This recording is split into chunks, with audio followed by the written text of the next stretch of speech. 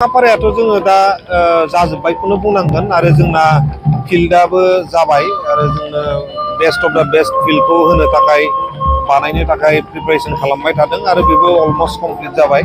दा जोंनि जिनाखि प्रिपारेसन बियो गासैबो बिथिङाव सोलिबाय थादों आरो गासिबो अलमस्ट जाजोब्बाय होननानै जों बुंनो हायो।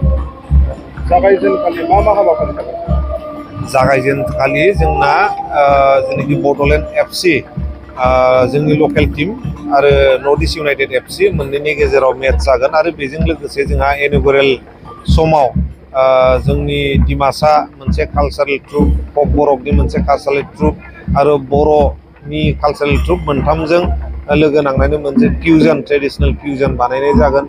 बिनि अनगाबो जोंहा आर्मिनि गोबां कालचारेल आइटेमफोर दङ, बेबो थागोन।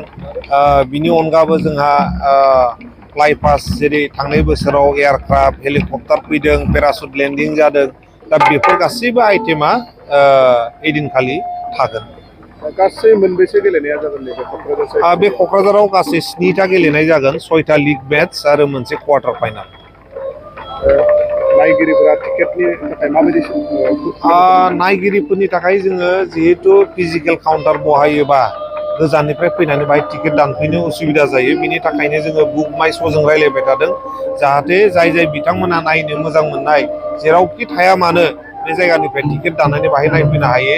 बिनि थाखायनो जोङो अनलाइननि प्रसेसखौ जेनाखि बुक माइ श' बियो जिहेथु जों बयनिबो गेजेराव पपुलारखा, बिनि थाखायनो बुक माइ श'जों जोङो रायज्लायनाया अलमस्ट फाइनाल जाबाय आरो साननै सानथामनि गेजेराव जोङो बुक माइ श'आव टिकेटखौ अनलाइन हगारनाय जासिगोन।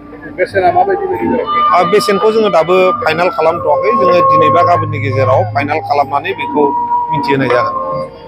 बेसेबांखिनि नायगिरिफ्रा बेयाव जिरायनो हानाय सुबिदा जागोन? जोङो 10निफ्राय 11,000 पाब्लिकनो टिकेटखौ हगारनानै होगोन आरो बिनि उनाव माखासे स्पेसियेल इनभाइटिस थागोन, बिभिन्न अर्गानाइजेसन्सफोरनिफ्राय गभर्नमेन्ट बडिसफोरनिफ्राय इनभाइटिस थागोन। दा बिथांमोननो जोङो माखासे कमप्लिमेन्टारि पासखौ हगारनो हायो।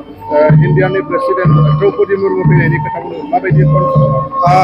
जोंनि रायजो सभानि MP दोनगोरा नार्जारि सारा द्रौपदि मुर्मु जेनाखि भारतनि राष्ट्रपति मेडामखौ फर्मेलि इनभाइटेसन हैबाय क्वार्टार फाइनालनि थाखाय। दा बिथाङा फैगोन होननानै बुंदों, खिन्थु अफिसियेल कनफार्मेसन दासिमबो फैथ'वाखै। नायगिरिफोरखौ रायजो राजाफोरखौ मा खावलायनो?